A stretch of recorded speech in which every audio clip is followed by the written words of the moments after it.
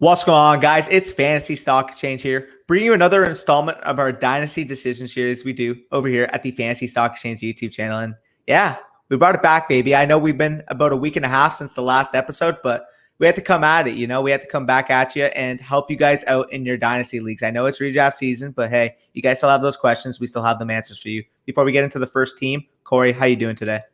I'm doing good, and we have a special announcement. Of course, you guys know we were running the contest talking about picking my league punishment as my league winner. My league mates decided to let you guys choose our league punishment, and the winner of that contest was Wyatt Johnson. He, by far, gave us the most suggestions for the Pick My League Punishment contest, and we decided to go with the one that was essentially, he said, a tomato pelting. What we're going to be doing basically is like eggs, tomatoes, whatever your favorite dealer's choice food to throw at somebody is. That's what we're going to do to the loser of my league. And of course, we will have that live covered for you guys, and we'll throw that on YouTube once we actually do it. So congrats to Wyatt. He wins a free draft guide, guaranteed spot into the listener league. And on Friday, we are going to be announcing the remaining 4 spots of our listener league. So we had 5 spots taken up by people who pre-ordered our draft guide all the way back in February. So guys like Spicy Hot, Jared, Garrett, Paul. Reese, and Paul, they are in the listener league already.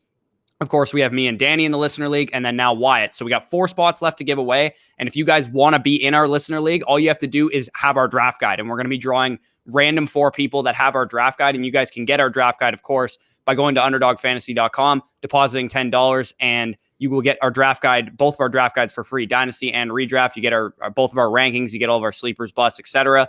And you also get $25 on top of whatever you deposit to Underdog Fantasy to help practice for your home league draft. So a lot of housekeeping. Make sure you guys, if you guys enjoy this video, like, comment, subscribe. We're going to hit the intro, and then we're going to get right into this.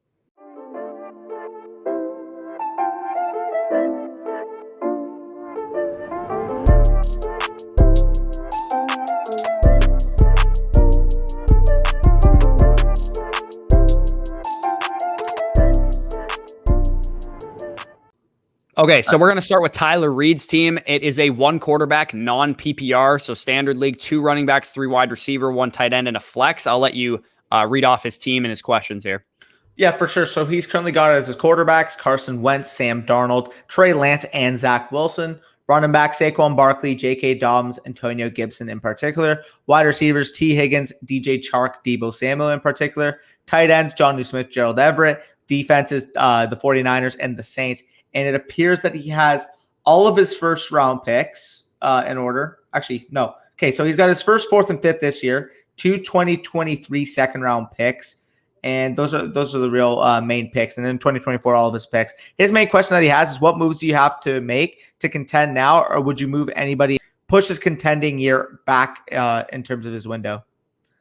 So overall, looking at his team, I think he's pretty set at quarterback, right? Because it is a 1 quarterback league between Carson Wentz, Sam Darnold, Trey Lance, Zach Wilson. I think you're going to be just fine at that position, especially once Trey Lance takes over the starting job. I imagine he's going to be your primary starting quarterback. And for the time being, between Darnold and Wilson for the beginning of the season, you should be able to compete. Your running back core is definitely very good, right? You got the top 3 guys that you have there. I expect all 3 of those guys to be top 12 running backs this year, with Gibson and Barkley having very, very high ceilings, of course. And we'll see what happens with Dobbins. Wide receiver, you're definitely a little weak. Danny actually did miss the fact that you do have Terrace Marshall buried down there at the bottom of your bottom of your wide receiver depth chart. So wide receiver and tight end, definitely the weak points of your team. You don't really have a lot of difference makers really at those 2 positions. So overall, I think you definitely could compete with this team, though. If assuming Trey Lance is the guy that I think he can be, then your quarterback and running back core should be enough to carry your team. Your wide receivers really just need to be a complement to whatever those guys are going to be. And hopefully you can get a decent tight end out of the 3 guys that you have there. And if that happens and things break right for you, I think you definitely can compete. But this to me is very much a evaluate midseason. If you're a 2-4 team, maybe you sell a piece or 2, maybe you try and acquire some more picks in next year's draft. That first round pick that you have in 2022, definitely probably earmarked for a wide receiver in next year's draft, so you can add some young, great talent to your team. Hopefully Terrace Marshall and maybe Amir Smith-Marset or Josh Palmer can turn into something as well.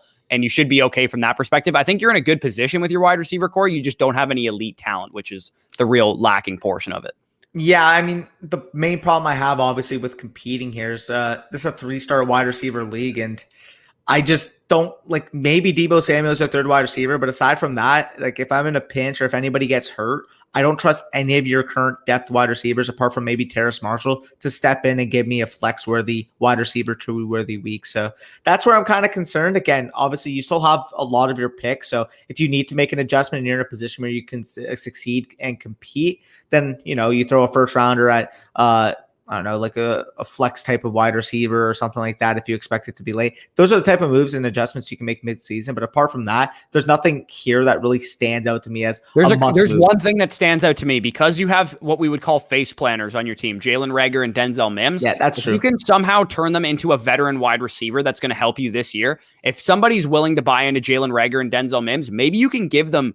Maybe they'll give up like a high-end wide receiver that's older. If somebody was willing to give you, they're probably not going to be willing to give you Julio Jones for those two guys, but if you could get, I don't know, Antonio Brown, Jarvis Landry, anybody in that realm, maybe someone's willing to even give you Robert Woods for Jalen Reagor and Denzel Mims. If they're a rebuilding team, they might be like, oh, I'll just see what I have in these young receivers and see where it goes from there. Because I think if you added a Jarvis Landry, a Robert Woods, a Antonio Brown to this wide receiver course, suddenly you're in a much better situation because it's really just the guys that you have starting as your three wide receivers. And if you had a Jarvis Landry, Antonio Brown, Robert Woods type, then that would definitely shore up that position a lot more for you. And I also wouldn't hate trying to throw some of those guys in package with one of your tight ends, maybe, and potentially trying to get up to a Noah Fant or a Mark Andrews. If somebody was willing to do Jalen Reagor, a draft pick and Jonnu Smith for like Mark Andrews, maybe you could try and pull something like that off.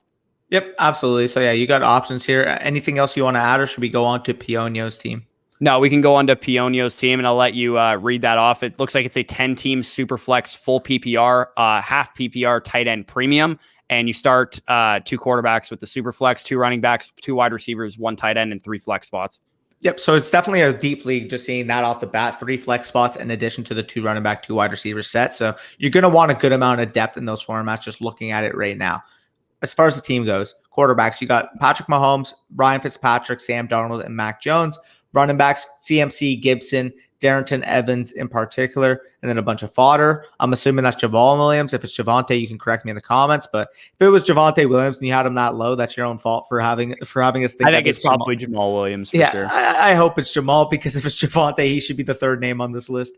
Tight ends, Dallas Goedert, Cole Kmet, Tyler Higbee there. Wide receivers, Tyreek Hill, Keenan Allen, Brandon Ayuk, Adam Thielen, Juju Smith-Schuster, Tyler Lockett. Very deep there. And as you guys can see, he's got the majority of his picks as well, apart from his 2024 first round pick. So basically he says here, obviously I'm competing with this roster, but he says that a guy in his league sold all of his picks for the next 3 years and created a God squad basically to take him down. He says, do I stay the course or try and sell my aging pieces and be content with not winning it all this year? He didn't want to sell all of his picks, but still wanted to try to compete and win the chip this year. So what are your initial thoughts when looking at this team? Clear, it's a very good roster, but what kind of direction would you want to take it? If you're looking to basically best that guy, I think the best way you can do that is your team is good enough to compete. I don't care what his roster looks like. You have some of the most high-end talent you could have in Dynasty. You have the best stack. MC. You have Gibson, who I really believe in. You have Tyreek Hill. Like, you have some very, very high-end talent. So in my opinion, the best way to best this guy at his own game is to have a more longevity kind of team in Dynasty. So you can compete this year regardless of what his team is. He has a God squad, sure, but he's going to suffer injuries. People are going to underperform.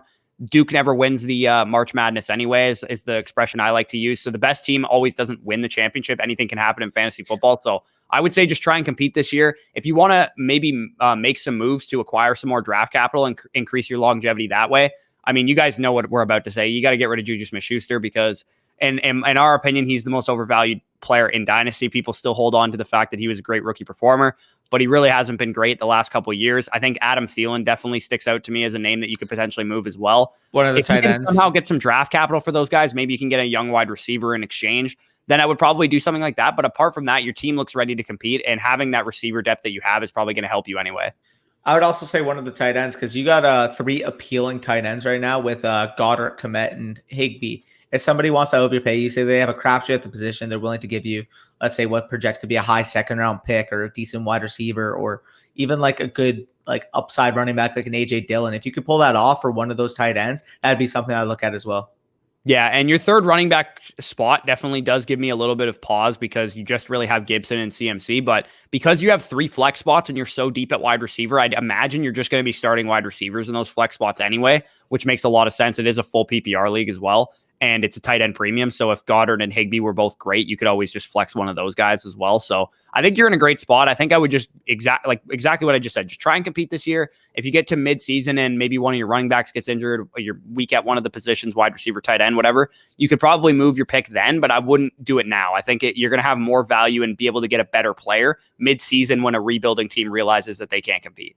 Yeah, no, I absolutely agree there. So anything else you want to add here? Should we move on to the next team? Now we can go on to AJ Nardi's team and going over the scoring format of his. He's got a 10-team half PPR, 1 quarterback, 2 running back, 2 wide receiver, 3 flex spots, and then I guess he gets 1 of each kicker, defense, and then some IDP spots as well. So it is a 1 quarterback league. It's not a super flex league. You only start 1 QB, and I'll let you read off his team. And he asks, how did he do? Anything that sticks out, and he just threw the defensive players in there just so people know how good his team is, basically. Yeah, for sure. I mean, like looking at the defensive players and the kicker defense, I mean, we're not going to touch upon them too much because we're not 100% sure. But I mean, looking at Chin, Leonard, Bosa, Tampa Bay, and Will Lutz, you're probably in a very good position there comparatively to the rest of your league. So let's just talk about the offense right now. And he was able to snag at the 103 overall pick. We're talking about a 1 quarterback league, Jonathan Taylor. And I think that's adequate value. I think he's worth that pick. This is one of the young ascending superstar talents at the running back position, 22 years old. So I do think that's a proper pick there at the 103 slot. Aside from that, Antonio Gibson, absolute steal at the 3-3. Remarkable. AJ Brown, good value in the late second round. I even like Jacobs at the 4-8 too in a 1 quarterback format. I think Jacobs shouldn't be on the board at that point either. Because the one thing we do know about Jacobs is that he's a good running back. I know his situation's murky right now, but things can change in the NFL. He can get traded. He can, hit free agency. Their offensive line could be better than we think. Whatever the case is, they could trade for Deshaun Watson after the season. We never know in Dynasty, right? And the one thing I do know about Josh Jacobs is at the 4-8, he's definitely not worth that, or he's definitely worth that pick from a talent perspective. So I don't even hate that pick either. Yeah, and getting Lamar Jackson at the 9-3. Look, I don't care if it's a 1 quarterback league. Listen, that is a straight steal. Talking about a 25-year-old quarterback that was the MVP 2 years ago and is the premier rushing threat in fantasy football. I honestly think in a dynasty format, he's probably closer worth a fourth round pick, maybe. Yeah, he's probably got to be a 3rd, 4th round pick, given his age and the fact that he's about to probably sign a big contract extension too to secure his future with the Ravens.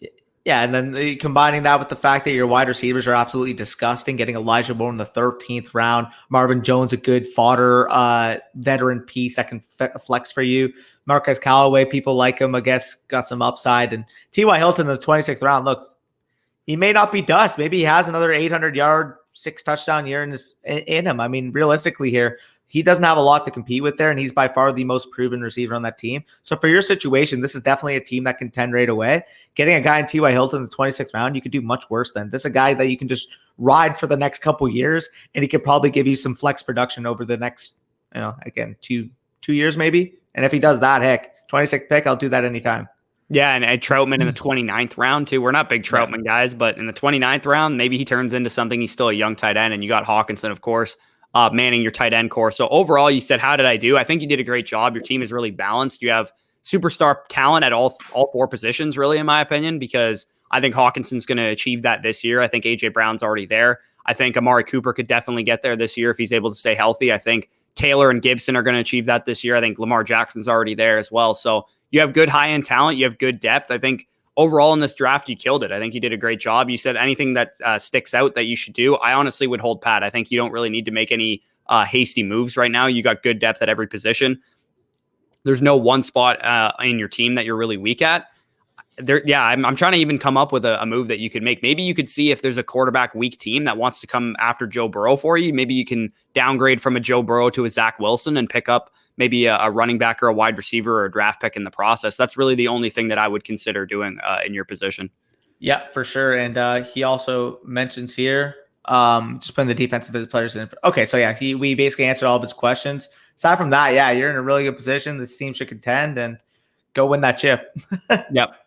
Yeah, for sure. So we can head on to the next team. That's going to be from GusBuster. So this is an 8-team one quarterback dynasty league, and it's in his second year. So basically, you guys can see the roster on the screen: Tannehill, Brady, Watson, manning the quarterback positions, running backs, CMC, Jones, Montgomery, etc. Wide receiver, Julio Jones, DJ Moore, Claypool, Chark, Devonta Smith, etc. And at tight end, you do have that advantage with Kittle. So he basically asked here if this is a deal he should be taking. So he'd be giving up, as you guys can see on the screen, Christian McCaffrey, and in return receiving J.K. Dobbins, CeeDee Lamb, and a 2022 first-round pick, which, again, is guaranteed to be a top 8 pick. So what are your thoughts when looking at this? Keep in mind, it also is a one-quarterback league, so it probably evens out 8-team league to super flex draft, if that makes sense from a rookie standpoint.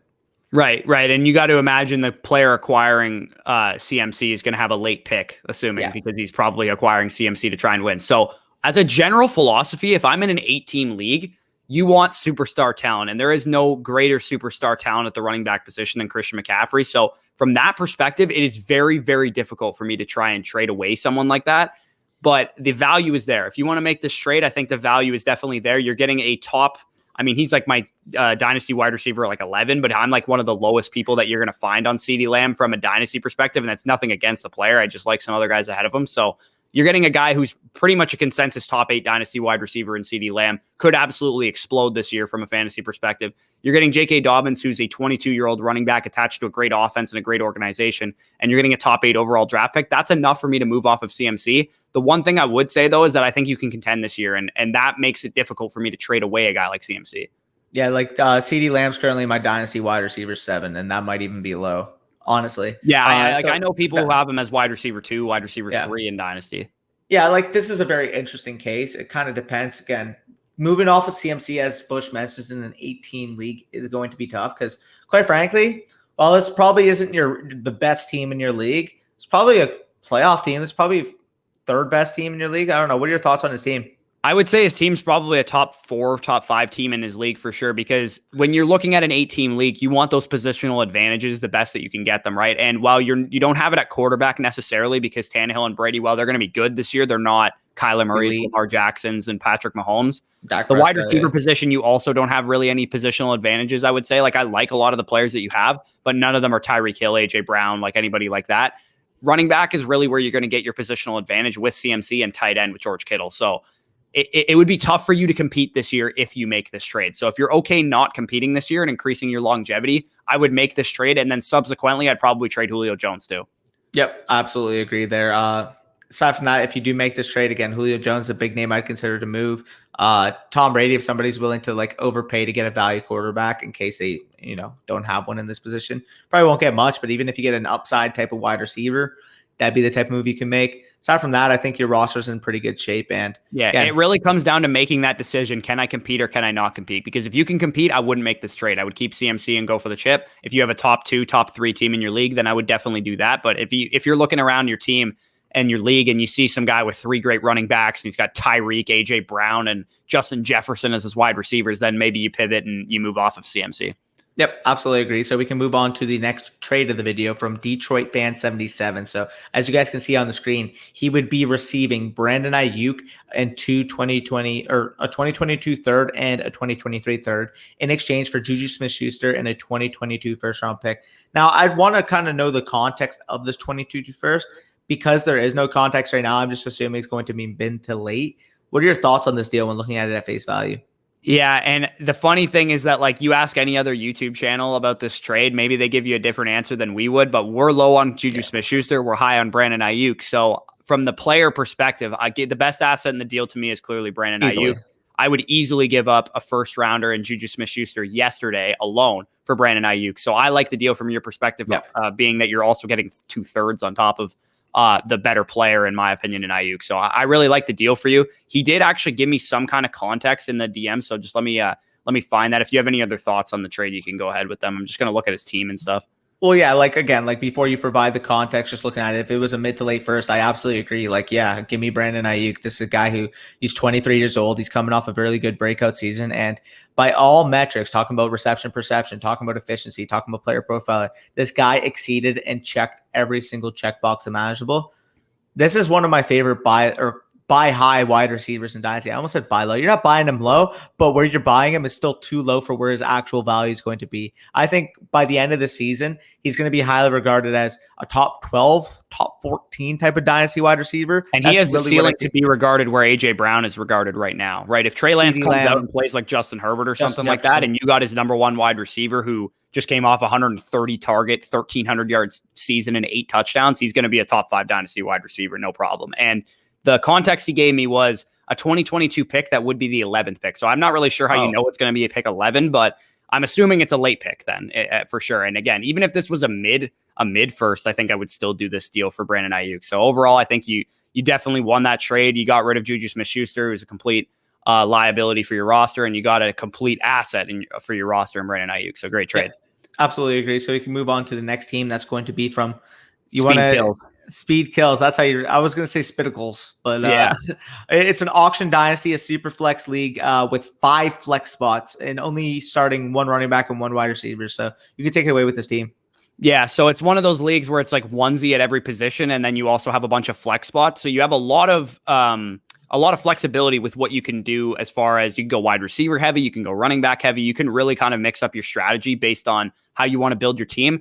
What SpdKlz did was he went very wide receiver heavy, as you guys can see. He only has to start 1 running back, so he chose David Montgomery as his main guy, as his lead running back, and he has a bunch of kind of fodder running backs behind him. But you can see his wide receiver core is loaded to the 9s. He's got Adams, he's got Diggs. So those are 2 top 5 dynasty wide receivers. He's got Evans, Lockett, Deontay Johnson, Judy, Devontae Smith, who are all going to figure into his flex spots.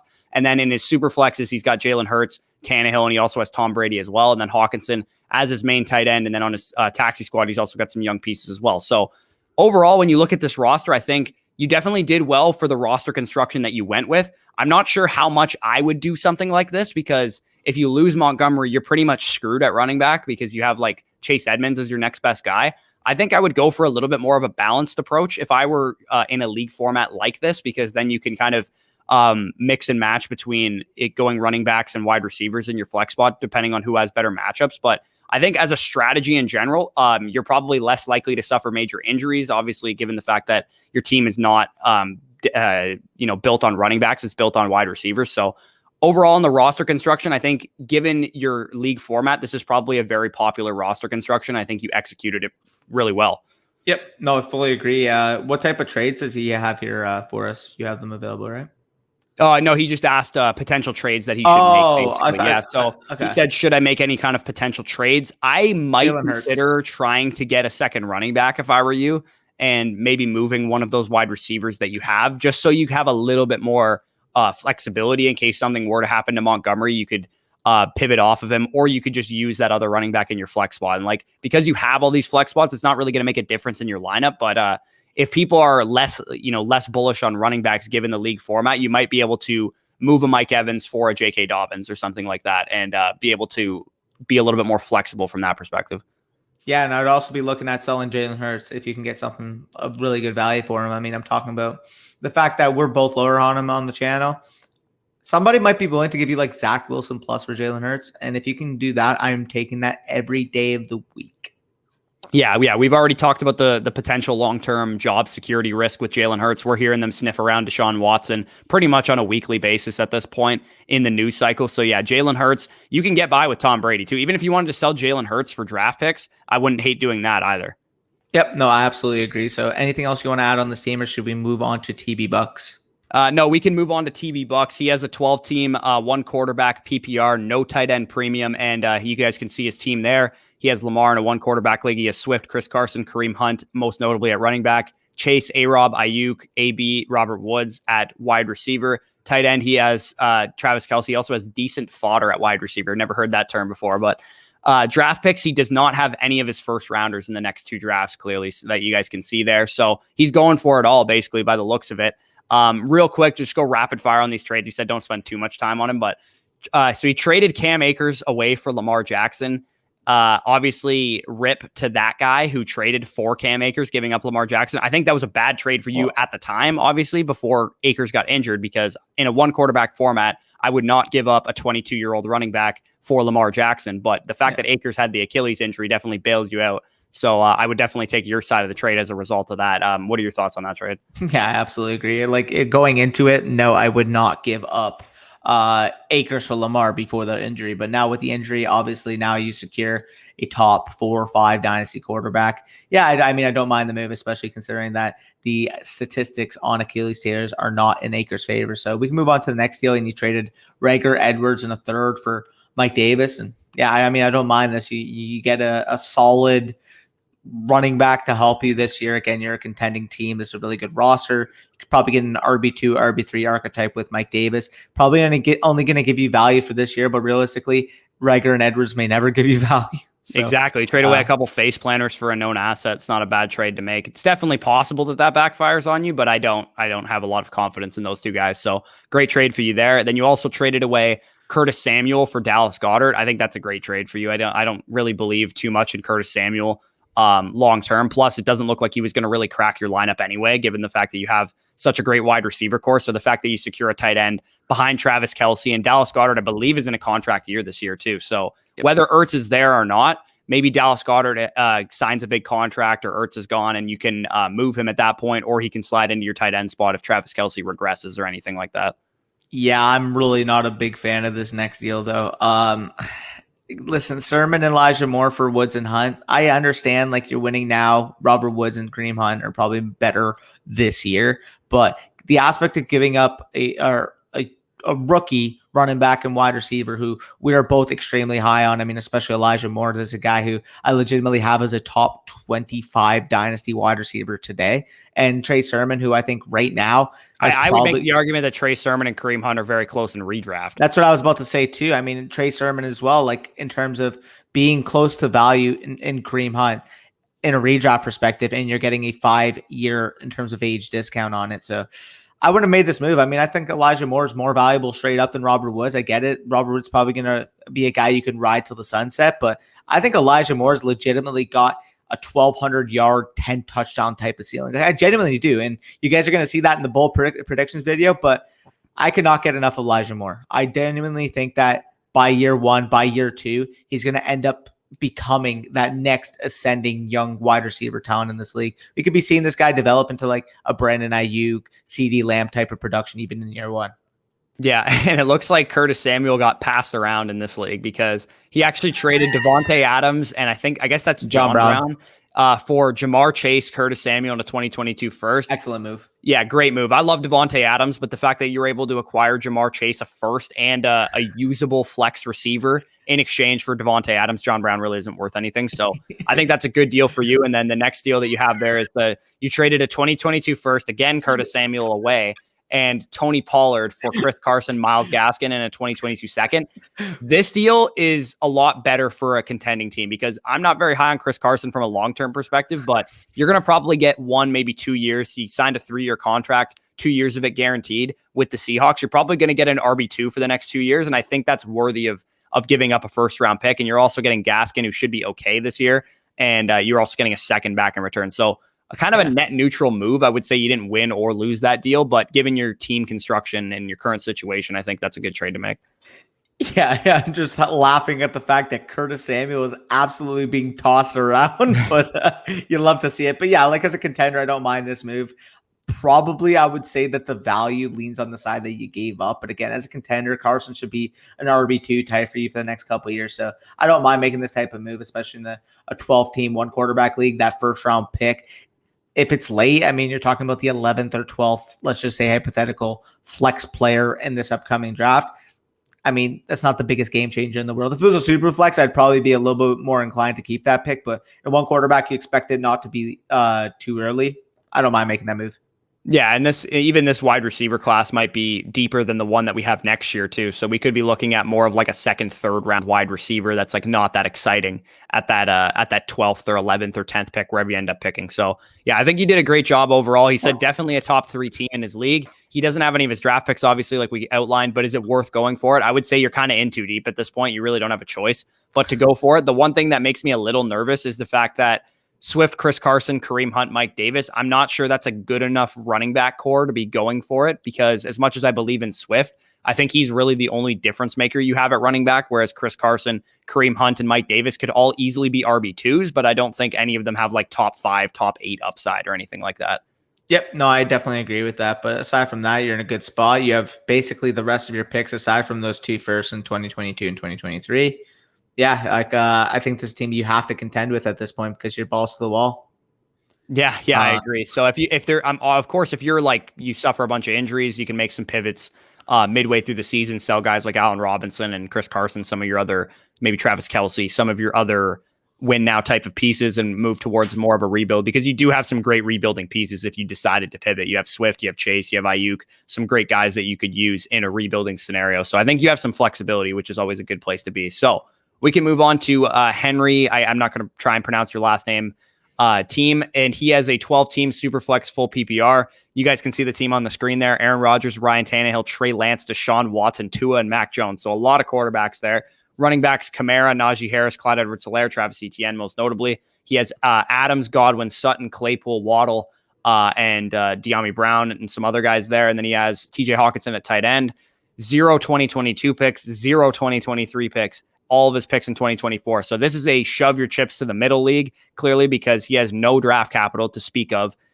He said, is the win now window for this team closer to 1 to 2 years, or 2 to 3, potentially even 4 years? He said he still has all of his 2024 picks. So I figured that if this backfires, I'll be able to blow it up and rebuild around there. And we already talked about this on a past Dynasty Decisions episode. I think that's a great idea. If you wanted to rebuild and sell some of your pieces, now, let's say somebody needs a quarterback and they're going to try and acquire Tua from you.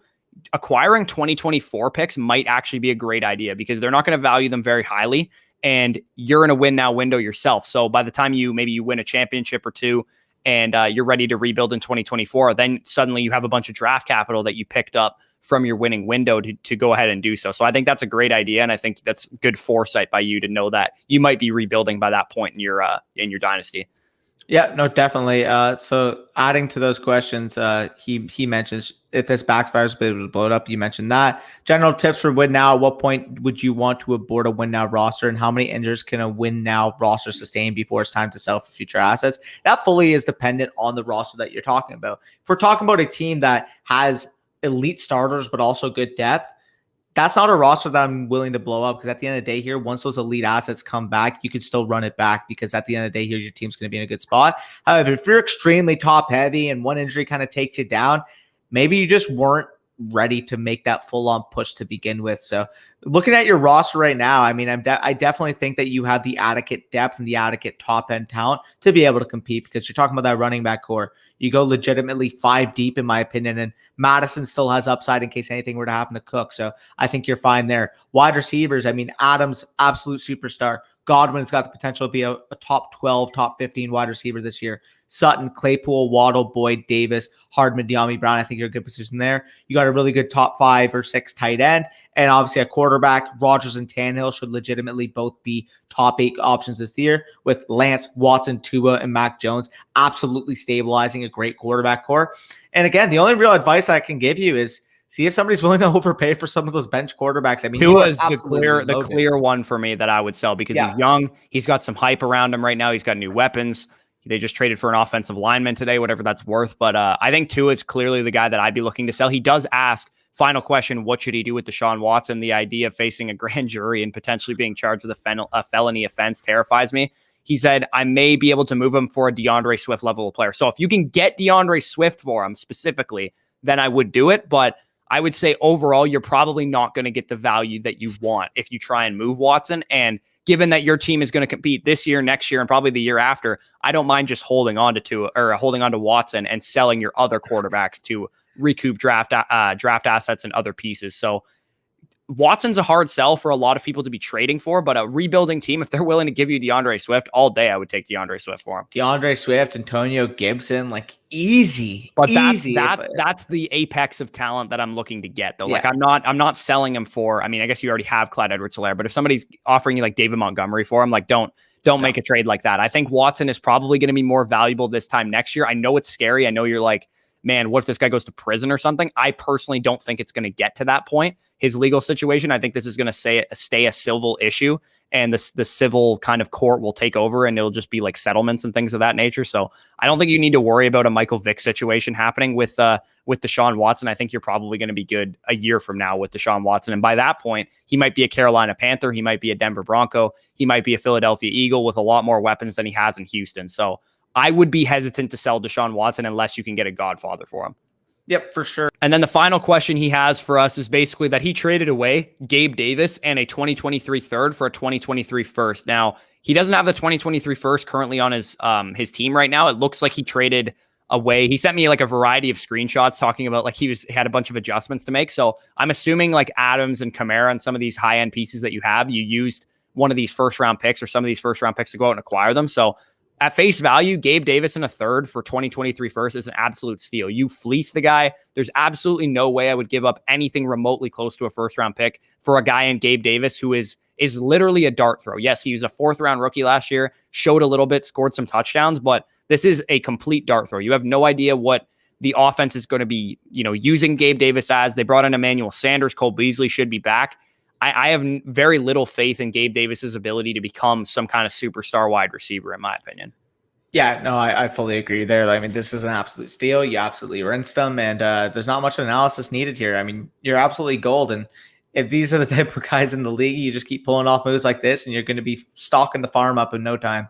Yeah, he also did mention that QB2s were kind of undervalued, which is why he has so many of them. But eventually people are going to realize that they need quarterbacks. And once that day comes, then you're going to be able to pounce and sell a Tua for an arm and a leg, basically. Yeah, for sure. So we can move on to the next team. And I believe that's the final team of the video. Yep. We're going to be talking about Twoifbysea. So you can take it away with this team, and then we can go over his trades and his overall questions that he has. Yep, and you guys can see the team on the screen there. It's a 12-team, 2-quarterback league. He didn't say whether it's PPR or not, but I'll just assume it's half PPR for simplicity's sake. And on the screen, you guys can see the team: Justin Fields, Deshaun Watson, Taysom Hill, most notably at quarterback. Running backs, he's got J.K. Dobbins, David Montgomery, Trey Sermon. Wide receivers, DJ Moore, DJ Chark, Jamar Chase, Jalen Waddle, Rashad Bateman, Terrace Marshall, and Courtland Sutton. He also has Hunter Long, I think, is that at tight end. He has Micah Parsons as his IDP guy. And he's got 3 1s next year, and it looks like he's got 2 seconds also next year. Doesn't say anything about 2023 picks, but overall, when I look at this team, it is definitely weak at quarterback for a 2-quarterback league because you probably won't have Deshaun Watson this year, and we don't really know what Taysom Hill's starting situation is. It looks like right now he's slated to be the starter for New Orleans, but overall, that is definitely a sketchy situation to be in at quarterback. But I think your team is built for the long term. You're probably not competing this year based on your current roster and your current makeup because you have a lot of great young wide receivers. You have J.K. Dobbins, great young running back, and Justin Fields, who should be a great young quarterback and a young tight end at that. So overall, I think you're in a good position to be a rebuilding team. You should be ready to compete in 2022. But when we get to your trades, let's look at some of the trades that he made. And he received J.K. Dobbins, Jalen Waddle, and a first-round pick and Taysom Hill in exchange for Cam Akers, Cam Newton, and a 2022 third. Now, I'm assuming this trade was made before Cam Akers' Achilles injury, but even then, I think I would have taken your side. Yeah, I mean, let's just assume hypothetically Dobbins and Waddle probably gets you to Akers. Then you basically got a 2022 first and Taysom for Cam Newton in a third. Like, any day. Like, please, thank you. Like, if we were to break down the assets in this deal, like, let's say before Akers' injury, and then we can talk about, obviously, post Akers' injury, he's going to go down. But before Akers' injury, you're getting Cam Akers the top asset in this deal. Then I would probably say it's Dobbins, Waddle, then the first. Then it'd be Newton. Then it'd be the third. Then it'd be Taysom. So you're already getting Taysom over Newton, to be honest. Like, probably, I guess. Like, but either way, you're getting 3 of the best 4 assets in the deal. And now with Akers' injury, you're legitimately getting the 3 best assets in the deal. So nothing else to say. Absolutely smashed this. Great job. We can get on to the next deal, though, where he actually gave up Travis Etienne, Ryan Tannehill, and a 2022 second in exchange for Justin Fields, Kenneth Gainwell, a 2022 first and 2022 second. So what are your thoughts here? Yeah, and I'm a little bit lower on Justin Fields and higher on Travis Etienne. So naturally, I tend to lean the Etienne side because to me, Ryan Tannehill and Fields are not that far off in terms of dynasty value. Now, that might surprise a lot of people because of the age discrepancy between those 2 quarterbacks, but I really believe in Ryan Tannehill these next couple of years as long as he's got A.J. Brown and Julio Jones to throw to. I think he's going to be a top 8 quarterback, slam dunk. So he's hard for me to give up in that side of the deal. But if you really believe in Justin Fields, I don't think you overpaid for him. The only issue I have is Kenny Gainwell. I'm not very high on. I view him kind of as like a 3rd round rookie pick kind of value. So if you're really high on Fields and Gainwell, I don't think you overpaid, but I would take the ETN Tannehill side slightly. Yeah, and as much as I love Fields, listen, I'm by far higher on him comparatively to us. I would also take the ETN and Tannehill side, because if we're looking at this real quick, Kenneth Gainwell is probably worth a 2022 third. Honestly, like, he's a fine running back, but he's a 4th round or what is it, 5th round draft capital running back who's been getting the 3rd or 4th most snaps overall in training camp practices in the preseason. He's not good. He's not a great asset. So people that have these pre-draft thinkings of them got to get over that real quick. Travis Etienne can legitimately be a fantasy football superstar. I honestly believe that. I think we're looking at a guy who, from a talent perspective, could be like the next Aaron Jones type of that. So if we're getting, let's just say hypothetically, Tannehill in the 2nd for Fields, probably. I mean, you could make an argument that it would be Tannehill in a 1st for him, but let's just say Tannehill in the 2nd for simplicity's sake. Let's just say that equals Fields. Gainwell a 1st and a 2nd, in my opinion, is not enough for me to give up on an ATN. So it's tough. It's probably, again, decent value overall, but I would take the ETN Tannehill side. So I think you kind of lost this deal. Yep. And like you said, it's not like a extreme, like you got rinsed in this deal kind of loss. It's like, probably if you're high on Fields and Gainwell, I think you probably, in your opinion, probably won the deal. So looking at this next deal, you acquired Deshaun Watson, David Montgomery, and DJ Chark in exchange for the Packers backfield, Amon-Ra St. Brown and Jalen Hurts. I really like your side of the deal. To me, the best asset in the deal, even despite the legal situation, is Deshaun Watson, because once he's back on the field, he is going to be a 1st round startup pick, probably a top 8 startup pick, especially in a 2 quarterback league that you're in. It's going to be phenomenal. So go ahead. And I was going to say, at minimum right now, if you're the most pessimistic on Deshaun Watson, you could probably say Watson for Aaron Jones. Let's just say hypothetically that's an even swap. Even though I still prefer, as you mentioned, would take Deshaun Watson, because I think the legal situation is going to be cleared up soon. Then you got Dylan, Amon-Ra, and Hurts for David Montgomery and Chark. And listen here, I would say Dylan and Hurts is probably Demont. Like, I don't know. That's probably about Demont to me. We're probably a bit higher on Demont than a lot of people are, but I think he's legitimately just a good running back. He's Joe Mixon light, basically cheaper Joe Mixon is the way I look at David Montgomery. So I think the 2 best assets in the deal are clearly the top 2, Watson versus Jones. But I think when you look at like 3 and 4, I would say David Montgomery and DJ Chark are the 3rd and 4th best assets in the deal. Yep. No, I absolutely agree there. So again, one thing I would say though is in a 2 quarterback league, Jalen Hurts definitely has a lot of value. We both don't believe in Jalen Hurts. We don't think he's going to be the starting quarterback or a starting quarterback period after this season. Yep. No, I absolutely agree there. So anything else you want to say here? Any other questions he has? He basically just said he knows he has a ton of value at wide receiver, but he said the league doesn't trade much. He said he went he was going to make a couple moves to go complete productive struggle rebuild. He also asked, what are some options to fix his tight end and running back room? I know his picks will gain value, and I know this year is a wash, so his pick will be top 2. So given the fact that he's going to have a top 2 pick, he's going to be able to add a premier quarterback probably next year to add to Justin Fields and Deshaun Watson. Your quarterback core at that point will be phenomenal, right? If you add whatever quarterback you add, Rattler or Sam Howell or whoever you add to this will be great. And if not them, you could add a premier running back too to make this team even better. Breece Hall. Wide receiver, your team by this time next year is going to have probably one of the best wide receiver cores in your league, if I had to imagine, because DJ Moore, I'm higher on long-term than I am this year. Jamar Chase, same thing. Jalen Waddle, Rashad Bateman, Terrace Marshall, all should be, pretty good. At least 2 of those 3 guys should probably hit and be great for you long-term. So I think you're in a great position. He said, how can I upgrade my tight end situation? I mean, if you could acquire another tight end similar to Hunter Long, if you could go acquire Pat Freiermuth, if you could go acquire, I'm trying to think, like even some speculative guys like OJ Howard or somebody like that, just to give yourself some long-term appeal at the tight end position. I wouldn't necessarily go out and acquire Kyle Pitts for because that's definitely like it would upgrade your tight end position, but you'd probably have to give up a lot to go get him. But if you could get another tight end like a Pat Freiermuth, if you could trade Cortland Sutton and maybe get Pat Freiermuth in a pick in return, maybe you could do something like that. Heck, maybe you could probably move Sutton for his teamate, Noah Fant.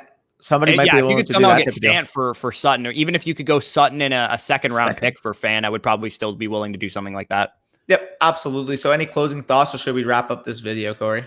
No, we can wrap up this video. As All right. always, if you guys enjoyed, like, comment, subscribe. If you want any questions featured on Dynasty Decisions, you can reach out to either of us. Not really sure when we're going to do another episode of this. It's kind of going to be once we stack up some questions, once we have time to do so. But if you guys want to support us in any way, as always, you can go to underdogfantasy.com. Like I said, the league, listener league will be drawn by Friday. So if you want a chance to be in the listener league, you need to have our draft guide to do that. And you can do that by going to underdogfantasy.com. Depositing $10, you'll get $25 on top of it. You'll get both of our draft guides for free. That means all of our rankings, all of our strategy, all of our sleepers and busts and breakouts and all that good stuff. And make sure you guys check out Pristine Auction as well. All you have to do on Pristine Auction is sign up using promo code FSE. You will be entered for a chance to win a signed Brandon Ayuk jersey, a signed DeAndre Swift jersey, or a signed Alvin Kamara jersey just for signing up using the site and using promo code FSE. We appreciate all the support that they've provided to our videos, and we really hope you guys can help support us by signing up using our code and get a chance to win some free jerseys. So